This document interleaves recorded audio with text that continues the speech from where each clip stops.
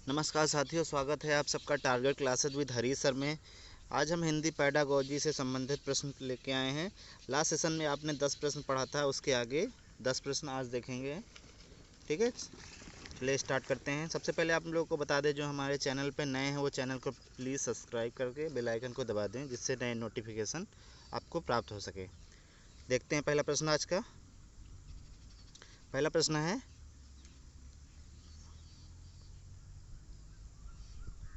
प्रश्न है, कि कोमल सा को सा बोलती है, एक अध्यापक उसका उच्चारण कैसे ठीक करवाएंगे।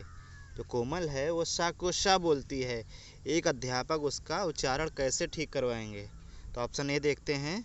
ऑप्शन ए है, उसे सा और सा के अंतर को लिखकर समझाएंगे, या उसके अभिभावक से कहेंगे कि उसे सा और सा का पृथक पृथक अभ्यास करवाएं, या श और श के प्रयोग वाली श्रवण सामग्री सुनने के लिए अनेक अवसर देंगे, या उसे चेतावनी देंगे कि एक निश्चित कक्षा तक ही यह गलती सहन की जाएगी।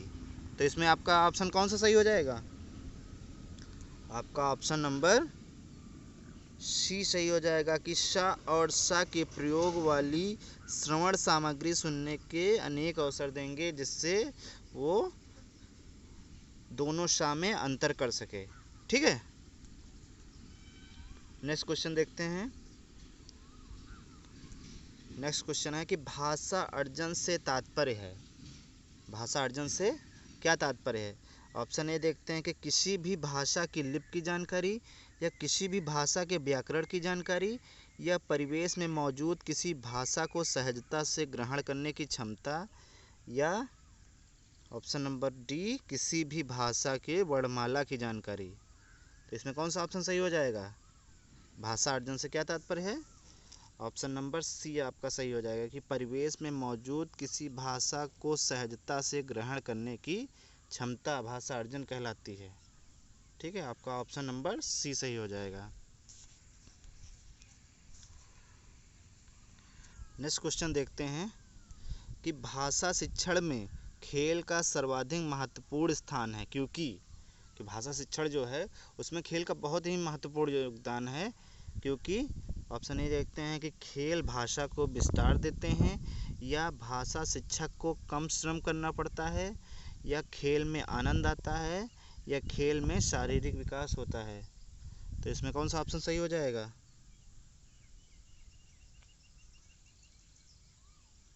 ऑप्शन कौन सा सही हो जाएगा? ऑप्शन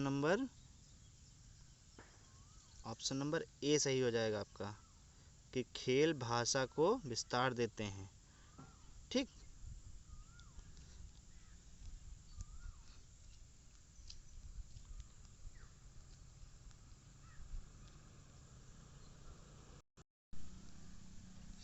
नेक्स्ट क्वेश्चन देखते हैं कि व्याकरण की किस विधि में उदाहरण की सहायता से सामान्य सिद्धांत निकालते हैं।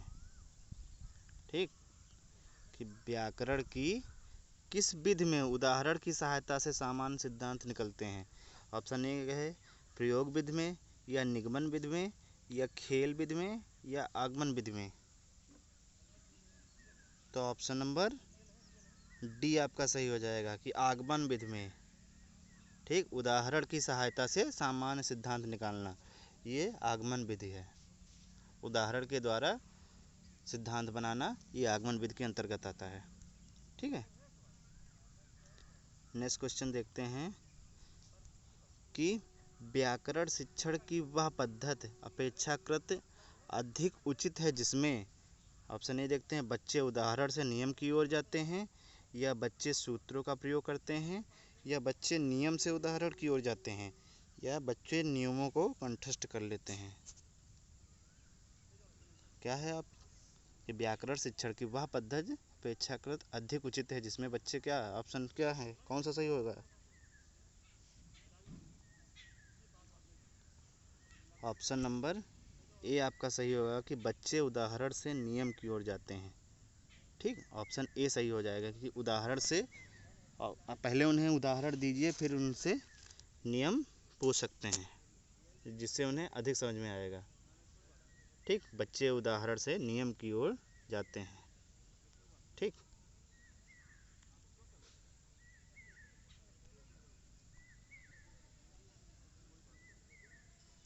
नेक्स्ट क्वेश्चन देखते हैं कि विद्यार्थियों के लेखन कौशल का आकलन करने के लिए सबसे अधिक प्रभावशाली गतिविधि कौन सी है। कि विद्यार्थियों के लेखन कौशल का आकलन करने के लिए सबसे अधिक प्रभावशाली गतिविधि कौन सी है। ऑप्शन ए देखते हैं कि अध्यापक द्वारा श्यामपट्ट पर लिखे गए निबंध को उतरवाना, या अध्यापक द्वारा बोले जा रहे अनुच्छेद को लिखने के लिए कहना, या पाठ लिखकर प्रश्नों के उत्तर देना, या विद्यार्थियों को अपने अनुभव डायरी में लिखने के लिए कहना। तो इसमें कौन सा ऑप्शन सही हो जाएगा कि विद्यार्थियों के लेखन कौशल का आकलन के लिए सबसे प्रभावशाली गतिविधि कौन सी है। तो इसमें ऑप्शन नंबर डी आपका सही हो जाएगा कि विद्यार्थियों को अपने अनुभव डायरी में लिखने के लिए कहना, जिससे उनके लेखन कौशल का आकलन किया जा सके। ठीक है, ऑप्शन नंबर डी सही हो जाएगा। नेक्स्ट क्वेश्चन है कि उच्च प्राथमिक स्तर पर भाषा शिक्षण का उद्देश्य है।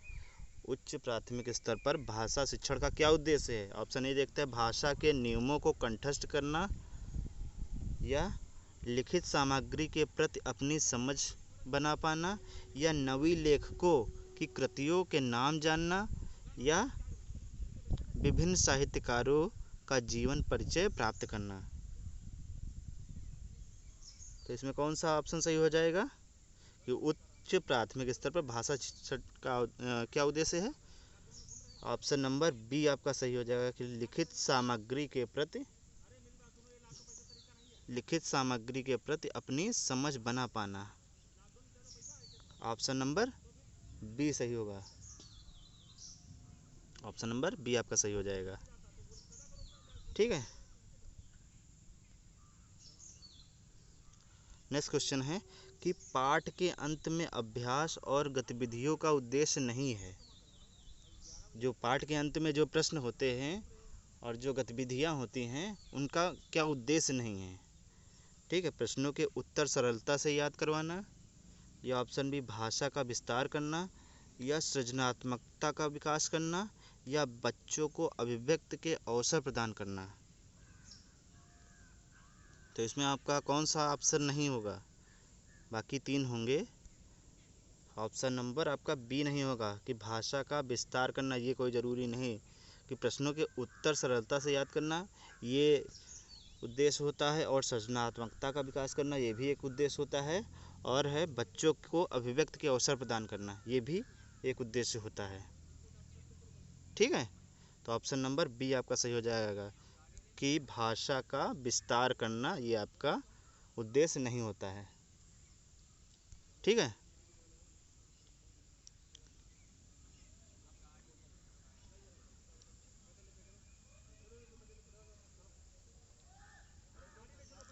नेक्स्ट क्वेश्चन देखते हैं कि उच्च प्राथमिक स्तर पर मुहावरों लोकोक्तियों के शिक्षण के संबंध में आपके लिए सर्वाधिक महत्वपूर्ण है। क्या महत्वपूर्ण है कि उच्च प्राथमिक स्तर पर मुहावरों लोकोक्तियों के शिक्षण के संबंध में आपके लिए सर्वाधिक महत्वपूर्ण क्या है। ऑप्शन देखते हैं कि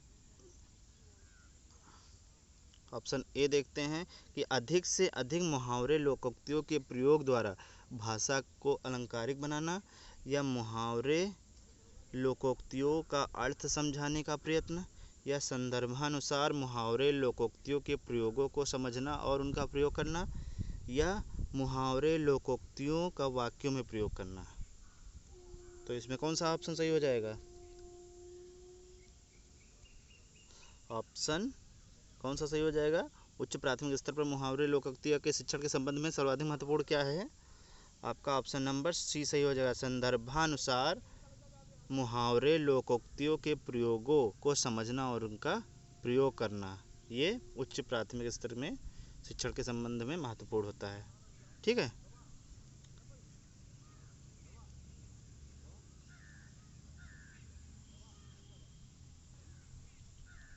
नेक्स्ट क्वेश्चन देखते हैं कि उच्च प्राथमिक स्तर पर भाषा शिक्षण का एक महत्वपूर्ण उद्देश्य है।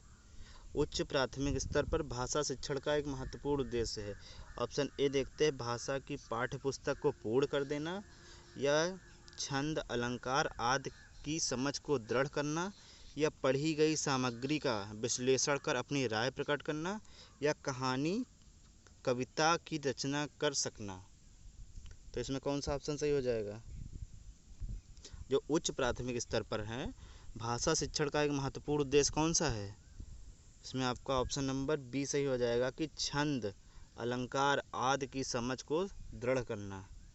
ये उच्च प्राथमिक स्तर पर भाषा शिक्षण का एक महत्वपूर्ण उद्देश्य है। ठीक है, धन्यवाद। आज हमने आज 10 क्वेश्चन देखे, नेक्स्ट हम कल की क्लास में देखेंगे।